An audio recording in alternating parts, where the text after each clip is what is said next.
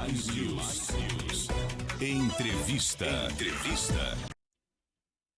Vamos lá.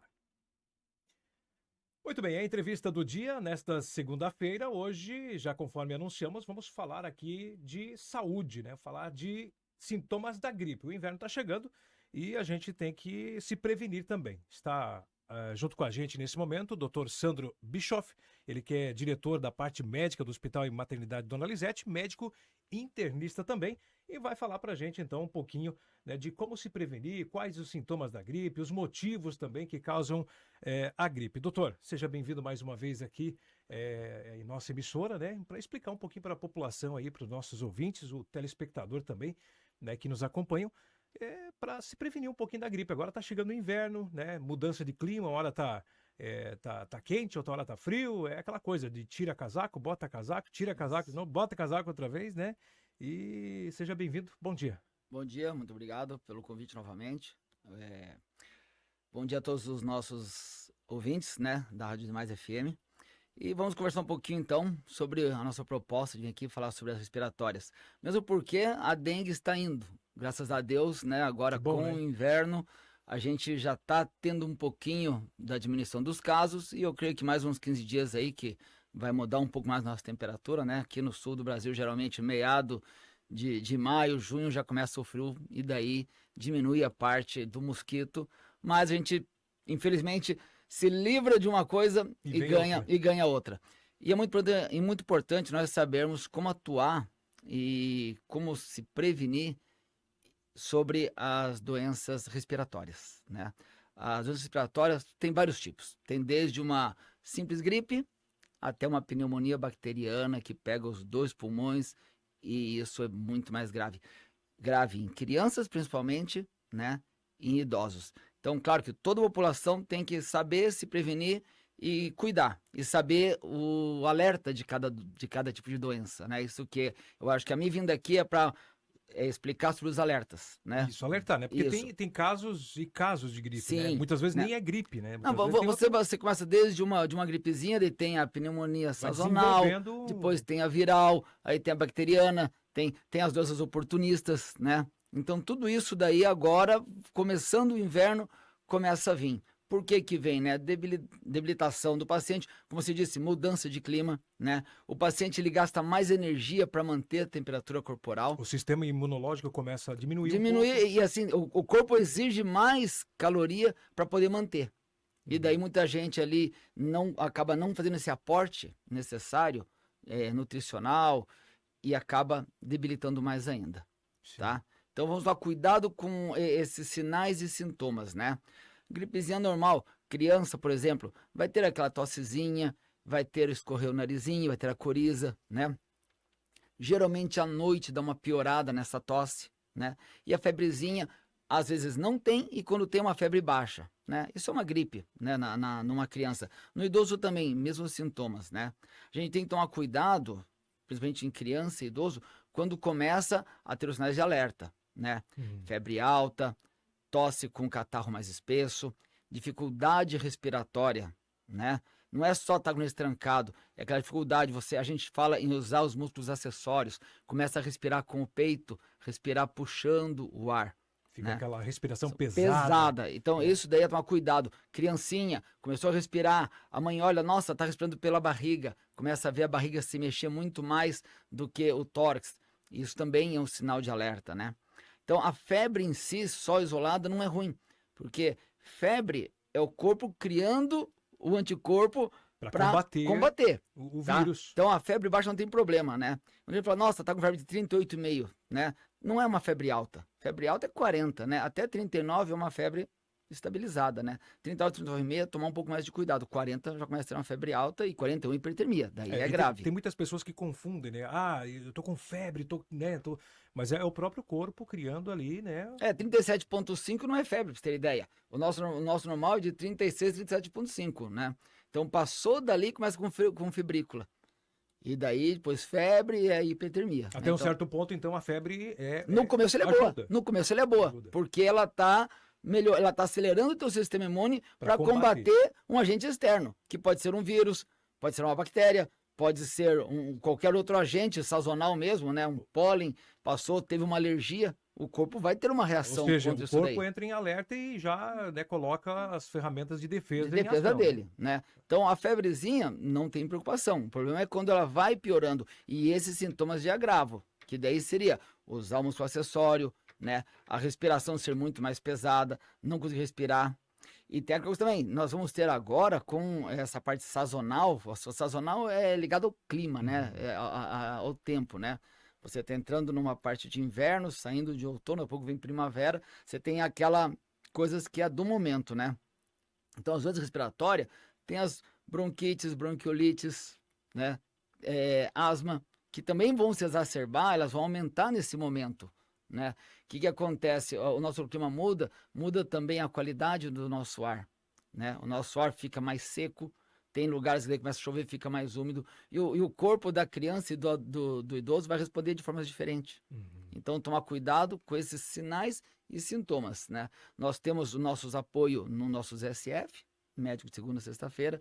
Nós temos hospital 24 horas para poder dar esse auxílio também. Caso de emergência. De emergências, né? E fazer os atendimentos, né? Nem sempre é necessário o raio-x. Então, assim, nossa, criança, o idoso tá com um problema, né? O médico vai fazer a ausculta pulmonar. Vai lá com o aparelhinho, com o estetoscópio e vai fazer a ausculta. Se o médico, na ausculta dele, ele vê que precisa de exame complementar, que seria o raio-x, uma tomografia num caso mais grave, ele vai abrir mão para usar esse tipo de exame. Agora, tem muitas vezes que não precisa. Você colocou ele numa criança, auscultou, viu que fez deu aquele assovio, né? É uma coisa de bronquite e asma, né? Tem um estridor maior, começa a já ter escutar um pouco diferente.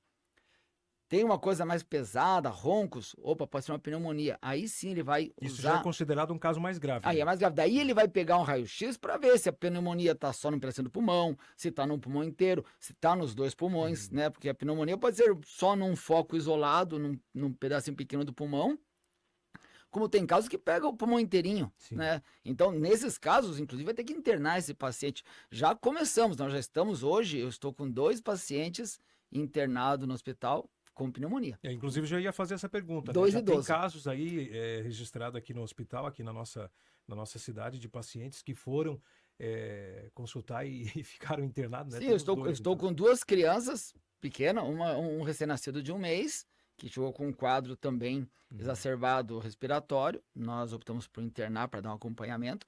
Está fora de risco, está bem. E estamos com 2 vozinhos, um de 90 e tantos anos e outro de 80 anos, que também estão internados com a gente ali para cuidar das partes de pneumonia. Agora, doutor, nessa fase, pessoas mais idosas, assim, eles são mais frágeis para contrair a gripe? Eles são mais frágeis, são mais vulneráveis? São muito mais vulneráveis. Como eu te disse, para manter a homeostase do corpo, para manter o equilíbrio do corpo, a gente precisa de nutrição, né? E precisa do nosso corpo estar bem. A pessoa idosa, ela já começa a ter uma nutrição um pouco mais diminuída, nem todos se alimentam tão bem, né? Não repõem as vitaminas e sais minerais necessárias para o corpo, né? E pela própria idade, né? Você vai ficando, o teu corpo vai O espírito é jovem, mas o corpo vai indo, né? Infelizmente é o fator da nossa vida, né? Sim. Então essas pessoas são mais suscetíveis e tem que ter muito mais cuidado com elas, porque umas vezes os sintomas nem aparecem. Esse caso nós estamos ali com pneumonia, não tinha nem febre. O paciente não tinha desconforto, ele tinha um pouquinho de desconforto respiratório e não tinha febre. Aí foi lá, avaliamos, na ausculta foi visto que tinha alguma coisa, foi feito o raio-x, no raio-x, pneumonia. Ele apresentou que tinha pneumonia. Daí sim, né, com essa idade, é melhor fazer o tratamento com medicação endovenosa para poder estabilizar e recuperar o mais rápido possível. Certo. Doutor, uso de ar-condicionado contínuo. Pois é, o ar-condicionado... Muito além do que é o recomendável. Tipo, o que eu digo é a temperatura. A temperatura ideal do ar-condicionado, todo mundo fala que entrou em 22 graus. O grande problema do ar-condicionado é que ele tira o ar úmido e fica seco. E as nossas vias aéreas, a gente respira pelo nariz, erradamente pela boca, né? O certo é você puxar o ar pelo nariz e soltar pela boca. Mas não, é a o gente, contrário. é isso, porque você puxa pelo nariz, o nariz ele tem um espaço maior, então o ar entra, ele esquenta o ar, os pelinhos ali acaba segurando um pouco das partículas, Faz um né? sistema de filtragem. E faz a filtragem e ele umidifica o ar para levar para o pulmão o ar numa temperatura, Ideal. né, ideal e também com a qualidade de umidificação ideal. Hum. Se você está no ambiente externo, você tem tudo isso daí, teu corpo acaba conseguindo umedecer esse ar. Quando você está no ambiente fechado do ar-condicionado, o ar-condicionado ele tira o ar úmido e joga o ar seco. Então vai ter esse problema. Ah, e o que fazer então? Eu sou acostumado com ar-condicionado. Gente, pegar uma toalha, umedecer ela e deixar no quarto.